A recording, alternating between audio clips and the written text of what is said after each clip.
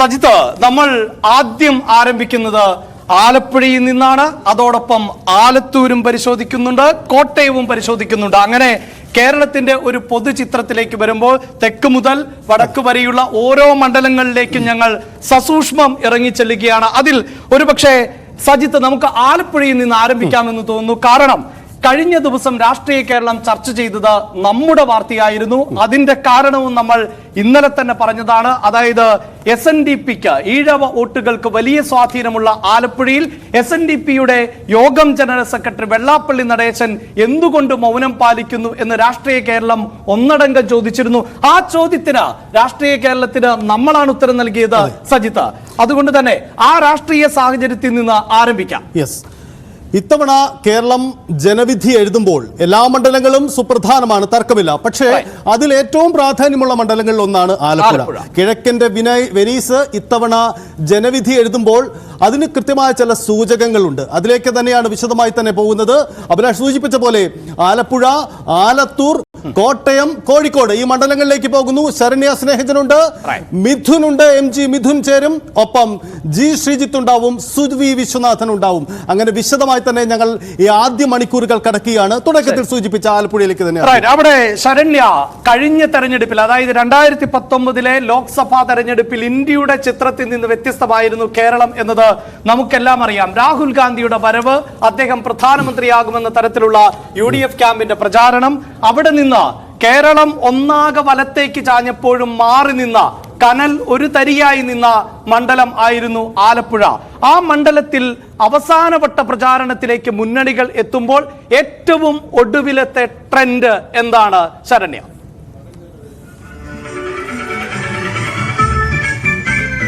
അഭിലാഷ്, നമുക്കറിയാം തുടക്കം മുതൽ തന്നെ സസ്പെൻസുകളുള്ള ഒരു മണ്ഡലമാണ് ആലപ്പുഴ. കാരണം ഇപ്പോൾ നേരത്തെ സൂചിപ്പിച്ചതുപോലെ തന്നെ ഇന്ത്യയിലെ തന്നെ ശ്രദ്ധേയമായ മത്സരങ്ങൾ നടക്കുന്ന മണ്ഡലം. അത് KC വേണുഗോപാലിന്റെ സ്ഥാനാർത്ഥിത്വത്തോടുകൂടി മാത്രമല്ല, കേരളം പരിഗണിക്കുകയാണെങ്കിൽ ഇടതുപക്ഷത്തിന് അയക്കാൻ കഴിഞ്ഞ, പാർലമെന്റിലേക്ക് അയക്കാൻ കഴിഞ്ഞ ഏക വോട്ട്, ഏക പ്രതിനിധി, കനലൊരു തരി എന്ന് പറഞ്ഞ AM ആരിഫ്, ഒപ്പം തന്നെ NDAയുടെ തീപ്പൊരി സ്ഥാനാർത്ഥി എന്ന എല്ലാ കാലത്തും വിശേഷിപ്പിച്ചിട്ടുള്ള ശോഭാ സുരേന്ദ്രൻ. ഈ മൂന്ന് ഘടകങ്ങൾ ഒത്തിണങ്ങിയതോടുകൂടി ആലപ്പുഴ അതിഭീകരമായ, അല്ലെങ്കിൽ അത്രമേൽ കൗതുകകരമായ ഒരു മത്സരത്തിലേക്ക് ആലപ്പുഴ മണ്ഡലം കടക്കുന്നു എന്ന് തന്നെ നമുക്ക് പറയാം. തെരഞ്ഞെടുപ്പ് പ്രചാരണത്തിന്റെ അവസാന മണിക്കൂറുകളിലേക്ക് കടക്കുമ്പോൾ അത്രമേൽ ആവേശകരമാണ് ആലപ്പുഴയിലെ ഓരോ മണ്ഡലം. കാരണം വളരെയധികം പൊളിറ്റിക്കലായ ഒരു മണ്ഡലമാണ് ആലപ്പുഴ പാർലമെന്റ് മണ്ഡലം. ഈ പറഞ്ഞ പോലെ അരൂരിൽ തുടങ്ങി കരുനാഗപ്പള്ളിയിലേക്ക് എത്തുമ്പോൾ ദേശീയപാതയോട് ചേർന്ന് കിടക്കുന്ന തിരഞ്ഞെടുപ്പിൽ എല്ലാ കാലത്തും വളരെയധികം ആവേശകരമായ പോരാട്ടം കാഴ്ചവെക്കുന്ന മണ്ഡലങ്ങളിൽ ഒന്നെന്ന് പറയാം. നമുക്കറിയാം ആദ്യഘട്ടത്തിൽ UDFന്റെ സ്ഥാനാർത്ഥിത്വം, അത് മറ്റെല്ലാ സീറ്റുകളിലും സ്ഥാനാർത്ഥികൾ വന്നപ്പോഴും അനിശ്ചിതത്വം നിലനിന്ന ഒരു ഇടമായിരുന്നു ആലപ്പുഴ. KC വേണുഗോപാൽ സ്ഥാനാർത്ഥിയായി പ്രഖ്യാപിക്കപ്പെട്ടതോടുകൂടി ഇതുവരെ ഉണ്ടായിരുന്ന ഒരു നഷ്ടപ്പെടലിൽ നിന്ന് തിരിച്ചുപിടിക്കലിന്റെ ഒരു പ്രതീക്ഷ കോൺഗ്രസിന് ആലപ്പുഴയിൽ കൊടുത്തു എന്നുള്ളതാണ്. അതേസമയം തന്നെ ഏക സിറ്റിംഗ് MP, CPM-നുണ്ടായിരുന്ന ഏക സിറ്റിംഗ് MP ആണ് AM ആരിഫ്. അതുകൊണ്ട് തന്നെ AM ആരിഫിലൂടെ ആ സീറ്റ് നിലനിർത്തണമെന്ന വലിയ പ്രതീക്ഷ ഇടതുപക്ഷം വെക്കുമ്പോൾ പോലും KCയുടെ വരവോടുകൂടി മത്സരം ടൈറ്റാകുന്നു. അതിനുശേഷം മൂന്നാമതായി ശോഭാ സുരേന്ദ്രൻ പ്രത്യക്ഷപ്പെടുന്നതോടുകൂടി മറ്റൊരു ലെവലിലേക്ക് ആലപ്പുഴയുടെ മത്സരം പോകുന്നു എന്ന് തന്നെ പറയാം. എന്തായാലും ഇടത് വലത് മുന്നണികൾ തമ്മിലാണ് പോരാട്ടമെന്ന് പറയുമ്പോൾ പോലും ശോഭാ, അതായത് സജിത്ത്, ഇത്തവണ അതിശക്തമായ ത്രികോണ മത്സരം നടക്കുന്ന മണ്ഡലങ്ങൾ പരിശോധിച്ചാൽ നമുക്ക് പൊതുവെ ഈ ത്രികോണ മത്സരം എന്നൊക്കെ ഒരു ഭംഗിക്ക് വേണ്ടി പറഞ്ഞു പോയാൽ പോരാ. അതിനപ്പുറത്തൊരു നിശ്ചിത ശതമാനമെങ്കിലും വോട്ട് ഈ മറ്റു കക്ഷികൾ കൂടി, BJP നേതൃത്വം നൽകുന്ന NDA, UDF, LDF ആ നിലയിൽ നേടുമ്പോൾ മാത്രമാണ് നമുക്ക് അങ്ങനെ വിശേഷിപ്പിക്കാൻ സാധിക്കുള്ളൂ. പക്ഷേ ആലപ്പുഴയിൽ ഇത്തവണ അത് സാധ്യമാകാനുള്ള സാധ്യതയുണ്ട്. കാരണം KC വേണുഗോപാൽ, ദേശീയ നേതൃത്വ നിരയിൽ ഉള്ള KC വേണുഗോപാൽ അവിടെ മത്സര രംഗത്തേക്ക് എത്തുന്നു. AM ആരിഫ് കഴിഞ്ഞ തവണത്തെ MP തന്നെയാണ്. ശോഭാ സുരേന്ദ്രൻ എത്തുന്നു. അതിന് അപ്പുറത്തേക്ക് ആലപ്പുഴയുടെ ഒരു പൊതുചിത്രം അവിടെയാണ് പ്രസക്തം. തീർച്ചയായിട്ടും ഈ ആലപ്പുഴ ചിത്രം നമുക്കൊന്ന് പരിശോധിക്കാം. ശരണ്യ കരുതി നിൽക്കുക, ഞങ്ങൾക്ക് ചില ചോദ്യങ്ങളുണ്ട്, അതിലേക്ക് കൂടെ വരാം. അതിനു മുമ്പായി ആലപ്പുഴയുടെ ചിത്രം പരിശോധിക്കുമ്പോൾ 7 നിയമസഭാ മണ്ഡലങ്ങൾ, അരൂർ, ചേർത്തല, ആലപ്പുഴ, അമ്പലപ്പുഴ, ഹരിപ്പാട്, കായംകുളം, കരുനാഗപ്പള്ളി ഈ മണ്ഡലങ്ങളാണ്. ഇതിൽ ശ്രദ്ധേയമായത് 5 ഇടതുമുന്നണി നിയമസഭയിൽ പ്രാതിനിധ്യമുള്ള മണ്ഡലങ്ങൾ, 2 ഇടത്തു മാത്രം UDF-ന് പ്രാതിനിധ്യമുള്ള മണ്ഡലം. അതായത് നോട്ടത്തിൽ ഇടതുപക്ഷത്തിന് അങ്ങേയറ്റം ഒരു പക്ഷെ ചരിത്രം പരിശോധിച്ചാൽ പോലും ഇപ്പോൾ ഇടതുപക്ഷ പ്രസ്ഥാനങ്ങൾ, CPM-നെ പോലെയുള്ള പ്രസ്ഥാനങ്ങൾ അതിന്റെ വേരുറപ്പിച്ച, ഏറ്റവും ആദ്യം വേരുറപ്പിച്ച പ്രദേശങ്ങളിൽ ഒന്നാണ് ആലപ്പുഴ. അവിടുത്തെ കയർ തൊഴിലാളികൾ ഉൾപ്പെടെയുള്ള നിരവധി സമര പോരാട്ടങ്ങൾ, പ്രക്ഷോഭങ്ങളിലൂടെ കേരളത്തിൽ തന്നെ എടുത്തു പറയുന്ന പ്രദേശങ്ങൾ ഉൾപ്പെടുന്ന ഒരു മേഖലയാണ് ആലപ്പുഴ. ആ ആലപ്പുഴയിൽ എപ്പോഴും ഇടതുപക്ഷത്തിന് വളക്കൂറുള്ള മണ്ണാണ്. അതാണ് സജിത്ത് ഈ കഴിഞ്ഞ നിയമസഭാ തെരഞ്ഞെടുപ്പിന്റെ ചിത്രമടക്കം പരിശോധിക്കുമ്പോൾ, അതായത് 7 നിയമസഭാ മണ്ഡലങ്ങളിൽ 5 ഇടത്തും ഇപ്പോഴും ചുവപ്പണിഞ്ഞു നിൽക്കുന്ന മണ്ഡലമാണ്. നമുക്ക് അതിനു മുമ്പ് ഈ 2019 തൊട്ട് മുമ്പ് തന്ന ലോക്സഭാ തെരഞ്ഞെടുപ്പിന്റെ സാഹചര്യം പരിശോധിക്കാം. അവിടെ ആരിഫ് വിജയിക്കുന്നത് വെറും 10,474 വോട്ടുകൾക്ക് മാത്രമാണ്. സംസ്ഥാനത്ത് എമ്പാടും ഒരു UDF തരംഗം ആഞ്ഞു വീശിയതാണ്. പക്ഷേ കനൽ ഒരു തരിയായി UDF തരംഗം ആഞ്ഞു വീശി എന്ന് മാത്രമല്ല, പല സ്ഥാനാർത്ഥികളും 1 ലക്ഷത്തിലധികം വോട്ടിന്റെ ഭൂരിപക്ഷത്തിലാണ് ഡൽഹിക്ക് വണ്ടി കയറിയത്. അവിടെയാണ് ആരിഫ് 10,000 എന്ന ലേബലിലേക്ക്, ആ ചുരുങ്ങിയ ഭൂരിപക്ഷവുമായി ഡൽഹിയിലേക്ക് എത്തിയത്. അതെ, നമുക്ക് കണക്കൊന്നുകൂടി പരിശോധിക്കുമ്പോൾ ആരിഫിന് ലഭിച്ച വോട്ടുകൾ 4,44,000 പരം വോട്ടുകളാണ് കഴിഞ്ഞ തവണ 2019 ആലപ്പുഴയിൽ ലഭിക്കുന്നത്. ഷാനിമോൾ ഉസ്മാൻ 2ാം സ്ഥാനത്ത് 4,35,000 പരം വോട്ടുകൾ. KS രാധാകൃഷ്ണൻ BJP സ്ഥാനാർത്ഥി, അദ്ദേഹം 1,87,000 വോട്ടുകൾ അവിടെ പിടിച്ചു എന്നതാണ് കഴിഞ്ഞ തവണത്തെ തെരഞ്ഞെടുപ്പ് ചിത്രം. അതിനുശേഷം 2021 ഒരു നിയമസഭാ തെരഞ്ഞെടുപ്പ് കൂടി അവിടെ നടന്നു. അവിടേക്ക് വരുമ്പോൾ സംഭവിച്ചത് ഹരിപ്പാടും കരുനാഗപ്പള്ളിയും ഒഴികെയുള്ള ബാക്കി 5 ഇടത്തും ഇടതു മുന്നണി തന്നെ അവിടെ വിജയിച്ചു കയറി എന്നതാണ്. ഷാനിമോൾ ഉസ്മാൻ അവിടെ അരൂരിൽ ഇടക്കാലത്തൊരു പ്രതിനിധിയായി നിയമസഭയിൽ വന്നു ആരിഫിന്റെ വിജയത്തിൽ. പക്ഷേ ചെറിയ ടൈമിൽ അതെ അതിനപ്പുറത്ത് ഒരു പക്ഷേ ഇത് തന്നെയായിരിക്കാം അതിന്റെ ഒരു വൈവിധ്യം. എന്നാൽ KC വേണുഗോപാലിനെ പോലെയുള്ള നേതാവ് അവിടെ മത്സരാർത്ഥിയായി എത്തുന്നു. അദ്ദേഹത്തിന് ഇപ്പോൾ കഴിഞ്ഞ ദിവസം വെള്ളാപ്പള്ളി നടേശൻ അടക്കം പറഞ്ഞത് KC വേണുഗോപാൽ ഒരു ഇടവേളയെടുത്തു.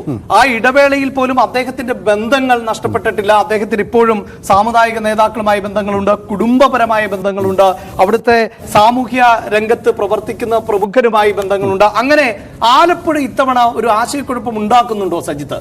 ആലപ്പുഴയിൽ ആശയക്കുഴപ്പം പല അർത്ഥങ്ങളിലും ഉണ്ടാവുന്നുണ്ട്. ഒന്ന്, ഒരു സിറ്റിംഗ് MP-ക്ക് സ്വാഭാവികമായ ഒരു മേൽക്കോയ്മ ആ മണ്ഡലത്തിൽ ഉണ്ടാവേണ്ടതാണ്. സ്വാഭാവികമായും ആരിഫിന് ആ മേൽക്കോയ്മ നിലനിർത്താൻ പറ്റുമോ? അത് മാത്രവുമല്ല, ഒരേ ഒരു MP ആണ്. അതായത് ഇപ്പോൾ തോമസ് ചാഴിക്കാടൻ മറുകണ്ഠം ചാടി എത്തി എന്നത് ഒഴിച്ചു നിർത്തിയാൽ ഇടതുപക്ഷത്തിന്റെ ഒരേ ഒരു MP ആയിരുന്നു, വിജയിച്ചു കയറിയ MP ആയിരുന്നു. അതുകൊണ്ട് സ്വാഭാവികമായും ആ MP-യുടെ പെർഫോമൻസ് കുറച്ചുകൂടി മെച്ചപ്പെട്ട് നിൽക്കേണ്ടതാണ്. അതെ അഭിലാഷ്, സാധാരണ രീതിയിൽ ഇടതുപക്ഷം ഇത്തവണത്തെ ലോക്സഭാ തെരഞ്ഞെടുപ്പിൽ വിജയം ഉറപ്പിച്ച ഒരു ഇടമായിരുന്നു ആലപ്പുഴ. പക്ഷേ അവിടേക്കാണ് തെരഞ്ഞെടുപ്പ് ചിത്രം മാറി.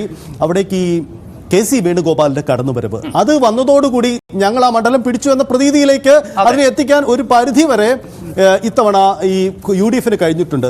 അവിടെ ഒരു സസ്പെൻസും കൂടെ എനിക്ക് തോന്നുന്നു നിലനിൽക്കുന്നത് ഈ ശോഭാ സുരേന്ദ്രന്റെ സാന്നിധ്യമാണ്. കാരണം ആലപ്പുഴയിൽ ശോഭാ സുരേന്ദ്രന്റെ കടന്നുവരവ് ഒരു വലിയ മാറ്റം ഉണ്ടാക്കിയിട്ടുണ്ട്. കഴിഞ്ഞ തവണ 1,80,000 പരം വോട്ടുകൾ പിടിച്ച BJP ഇത്തവണ അതിന് മുകളിലേക്ക് വോട്ടുകൾ പിടിച്ച വിജയത്തെ സ്വാധീനിക്കുന്ന പ്രധാനപ്പെട്ട ഘടകം. ശരി, അവിടെ സജിത്ത് ഈ പലപ്പോഴും BJP-ക്ക് കൂടുതൽ വോട്ട് ലഭിക്കുന്നുവെങ്കിൽ അത് കോൺഗ്രസിന്റെ പോക്കറ്റിൽ നിന്ന് മാത്രമാണ് എന്ന് പൊതുവെ വിലയിരുത്തപ്പെട്ട ഒരു സമയമുണ്ട്. പക്ഷേ അതിപ്പോൾ മാറിയിരിക്കുകയാണ്. അതായത് ഇടതുപക്ഷത്തിന് ലഭിക്കേണ്ട വോട്ടുകൾ പോലും മറുഭാഗത്തേക്ക് അല്ലെങ്കിൽ NDA-യിലേക്ക് ചായുന്ന ഒരു രാഷ്ട്രീയ സാഹചര്യം ഉണ്ട് എന്ന് അവിടുത്തെ വോട്ട് പാറ്റേൺ നമുക്ക് പരിശോധിച്ചാൽ മനസ്സിലാകും. അതായത് ഈ കഴിഞ്ഞ തെരഞ്ഞെടുപ്പുകളിൽ അടക്കം ആലപ്പുഴയിൽ BJP നേടിയത് 17.24% വോട്ടാണ് 2019 തെരഞ്ഞെടുപ്പിൽ നേടുന്നത്. അതായത് KC വേണുഗോപാലും CB ചന്ദ്രബാബുവും ഒക്കെ നേടിയിരുന്ന വോട്ടിംഗ് ശതമാനമുണ്ടല്ലോ തൊട്ട് മുമ്പ് നടന്ന തെരഞ്ഞെടുപ്പുകളിൽ ഒക്കെ പരിഗണിക്കുമ്പോൾ അതിൽ 2 ഭാഗത്ത് വിടിവ് സംഭവിക്കുകയാണ്. അതായത് കോൺഗ്രസിന്റെ പോക്കറ്റിൽ നിന്നും LDF-ന്റെ പോക്കറ്റിൽ നിന്നും ഒരുപോലെ വോട്ട് നഷ്ടം ഉണ്ടാവുകയും അത് BJP-യിലേക്ക് കൂടിച്ചേരുകയുമാണ് ചെയ്തത്. ശരി, നമുക്ക് ശരണ്യയോട് ഒരു കാര്യം ശരണ്യ ഇന്നലെ വെള്ളാപ്പള്ളി നടേശൻ സംസാരിക്കുമ്പോൾ അദ്ദേഹം കൃത്യമായി പറയുന്നുണ്ട് ശോഭാ സുരേന്ദ്രന് അനുകൂലമായ ഒരു നിലപാടാണ് താൻ സ്വീകരിക്കാൻ പോകുന്നത്, അല്ലെങ്കിൽ അവിടെ ഈഴവർ സ്വീകരിക്കുമെന്ന് ഒരു സമുദായ പ്രാതിനിധ്യത്തെ നിർത്തിക്കൊണ്ട് അദ്ദേഹം സ്ഥാനാർത്ഥിയാണ് എന്നാണ് പറയുന്നത്. ശരണ്യ, ഈ വെള്ളാപ്പള്ളിയുടെ ആ നിലപാട് ഈഴവ വോട്ടുകൾക്ക് അത്രയധികം സ്വാധീനമുള്ള ആലപ്പുഴയിൽ BJP-യെ തുണയ്ക്കുമോ, അതല്ലെങ്കിൽ മറ്റാർക്കാണ് അതിന്റെ ഗുണം കിട്ടുക?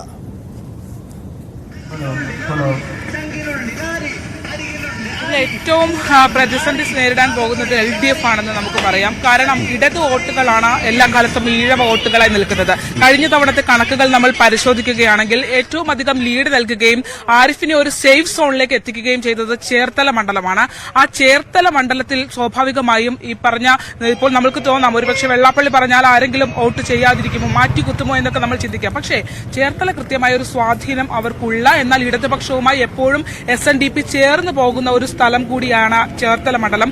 പക്ഷേ ആ ചേർത്തല മണ്ഡലത്തിൽ ഇതൊരു എഫക്ട് ഉണ്ടാക്കാനുള്ള സാധ്യത ഉണ്ട് എന്ന് തന്നെ നമുക്ക് പറയേണ്ടിയിരിക്കുന്നു. ചേർത്തലയിൽ എഫക്ട് ഉണ്ടാക്കുകയാണെങ്കിൽ സ്വാഭാവികമായും അത് പ്രതിസന്ധി ഉണ്ടാക്കാൻ പോകുന്നത് തീർച്ചയായും ഇടതുപക്ഷ വോട്ടുകൾക്കാണ് എന്നുള്ളതാണ്.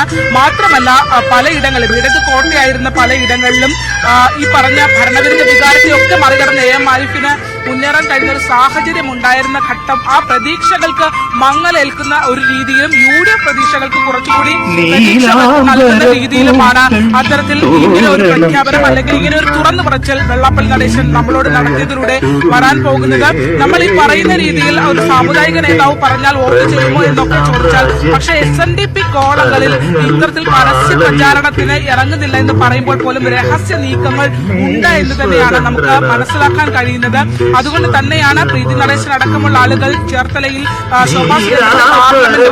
പാർലമെന്റ് ഓഫീസ് ഉദ്ഘാടനം ചെയ്യാൻ, നിയോജക മണ്ഡലം ഓഫീസിന്റെ ഉദ്ഘാടനത്തിലടക്കം പോവുകയും പ്രത്യക്ഷത്തിൽ തന്നെ അത്തരത്തിലൊരു പിന്തുണ നൽകുകയും ചെയ്തത്. ശരണ്യ, ഒരു സംശയം കൂടിയുള്ളത്, കേരളത്തിന്റെ മൊത്തം ശതമാനം പരിശോധിക്കുമ്പോൾ ഈഴവ ജനസംഖ്യ 25% വരുമെന്നാണ് ഒരു ഏകദേശ കണക്ക്. ശരണ്യ, ഈ ആലപ്പുഴ ലോക്സഭാ മണ്ഡലത്തെ നമ്മൾ പ്രത്യേകം പരിഗണിക്കുമ്പോൾ അവിടുത്തെ ഒരു ഈഴവ വോട്ടിംഗ് ശതമാനം അത് എത്ര കണ്ടുണ്ട്? ഉണ്ടെങ്കിൽ അത് നിയമസഭാ മണ്ഡലങ്ങളുടെ കണക്കനുസരിച്ച് ഏത് മണ്ഡലത്തിലായിരിക്കും ഏറ്റവും അധികം പ്രാതിനിധ്യം? അങ്ങനെ ഒരു കണക്കെടുപ്പ് നമുക്ക് സാധ്യമാവുന്നുണ്ടോ ശരണ്യ? ഏറ്റവും അധികം ഈഴവ പ്രാധാന്യമുള്ള മണ്ഡലങ്ങൾ ഒന്ന് ആലപ്പുഴ മണ്ഡലം, മറ്റൊന്ന് കായംകുളം മണ്ഡലം. ഈ രണ്ടിടങ്ങളിലും ഈഴവ വോട്ടുകൾ സുപ്രധാനമാണ്. അവിടെ സ്ഥാനാർത്ഥി നിർണയത്തിലടക്കം എപ്പോഴും നമുക്കറിയാം കായംകുളത്ത് എപ്പോഴും CPM പരിഗണിക്കുന്നത് ഒരു ഈഴവ സ്ഥാനാർത്ഥിയാണ്. ഈ രണ്ടിടങ്ങളും കഴിഞ്ഞ തവണ LDFന് ലീഡ് നൽകിയ സ്ഥലവും ആണ് എന്നുള്ളത് വളരെ പ്രധാനപ്പെട്ടതാണ്. അതായത് ചേർത്തലയും ഒപ്പം തന്നെ കായംകുളവും നൽകിയ പൊളിറ്റിക്കൽ വോട്ടുകളും ഒപ്പം തന്നെ നമുക്ക് അല്ലെങ്കിൽ ഇടതുപക്ഷ സ്ഥാനാർത്ഥികൾക്കൊക്കെ എല്ലാ കാലത്തും സ്ഥിരമായി ലഭ്യമായി കൊണ്ടിരുന്ന വോട്ടുകളാണ് ഈഴവ വോട്ടുകൾ. അത് തീർച്ചയായും ഈഴവ വോട്ടുകൾ എന്ന് പറഞ്ഞാൽ CPMന്റെ പോക്കറ്റിലുള്ള കായംകുളവും ചേർത്തലയും അടക്കം കൃത്യമായ ലീഡും ഒപ്പം തന്നെ CPM വോട്ടുകളുമായി ഉറച്ചു നിന്ന് നൽകുന്ന പിന്തുണ നൽകുന്ന ഒരു വോട്ടും പാറ്റേൺ ഉള്ള മണ്ഡലങ്ങളാണ് കായംകുളവും ചേർത്തലയും. അവിടെ ഇത് എഫക്ട് ചെയ്യുമോ എന്നുള്ളതാണ് നമുക്ക് വരും മണിക്കൂറുകൾ കാത്തിരുന്ന് കാണേണ്ടത്. എന്തായാലും വെള്ളാപ്പള്ളി നടേശന്റെ ഒരു പ്രഖ്യാപനം അല്ലെങ്കിൽ ഇങ്ങനെ ഒരു ചുവടുമാറ്റം അത് തീർച്ചയായും ഇടത് കോട്ടകൾ തന്നെയാണ് ആശങ്ക പടർത്തുന്നത്. അതുകൊണ്ട് തന്നെയാണ് EP അടക്കമുള്ള ആളുകൾ വെള്ളാപ്പള്ളി അത്തരത്തിൽ സഹകരിച്ചു പോകണമെന്നുള്ള ഒരു അഭ്യർത്ഥനയുമായി മുന്നോട്ട് വരുന്നത്. മറിച്ച് KC വേണുഗോപാലിനെ സംബന്ധിച്ചിടത്തോളം അതൊരു പ്രതീക്ഷ നൽകുന്ന ഒരു കാര്യമാണ്. ശോഭാ സുരേന്ദ്രനെ സംബന്ധിച്ചിടത്തോളം അത് ഇത്രയും ദിവസം ഒരു മത്സരത്തിൽ ഒരുപക്ഷെ 2.5 ലക്ഷം എന്ന വോട്ടുകളാണ് BJP അല്ലെങ്കിൽ NDA പ്രതീക്ഷിച്ചിരുന്നതെങ്കിൽ അതിനു മേലേക്ക് ഒരു വിജയം എന്നുള്ള രീതിയിലേക്ക് ഒരു താല്പര്യത്തിലേക്ക് കടക്കുന്നതിനും പ്രതീക്ഷകളിലേക്ക് കടക്കുന്ന രീതിയിലേക്കും ഇന്നലത്തെ ഒരു പ്രഖ്യാപനം കൊണ്ടുവരുന്നുണ്ട്. ഒരു കോൺഫിഡൻസ് BJP കോളങ്ങൾ കൊടുക്കുന്നുണ്ട് എന്നുള്ളത് വളരെ പ്രധാനപ്പെട്ട. എന്തായാലും ശരണ്യ, അവിടെ തെരഞ്ഞെടുപ്പ് പ്രചാരണം നമ്മൾ സൂചിപ്പിച്ചതുപോലെ ഇന്ന് അവധി ദിവസമാണ്. അതുകൊണ്ട് കഴിയുന്നത്ര ആളുകളെയൊക്കെ ഈ പ്രചാരണ വേദികളിലേക്ക് എത്തിക്കാൻ എല്ലാ മുന്നണികളും മുൻകൈ എടുക്കുന്നുണ്ട്. ശരണ്യ നിൽക്കുമ്പോൾ തന്നെ അതിന്റെ ഒരു ആംബിയൻസ് നമുക്ക് കേൾക്കാം. അവിടെ ആരിഫിന്റെ ഒരു സ്വീകരണ വേദിയാണ് എന്ന് വേണം നമുക്ക് മനസ്സിലാക്കാൻ. അത്തരം വിശദാംശങ്ങളിലേക്കും ഈ ഏറ്റവും അവസാനം ഉണ്ടാകുന്ന ചില ട്രെൻഡുകളുണ്ട്.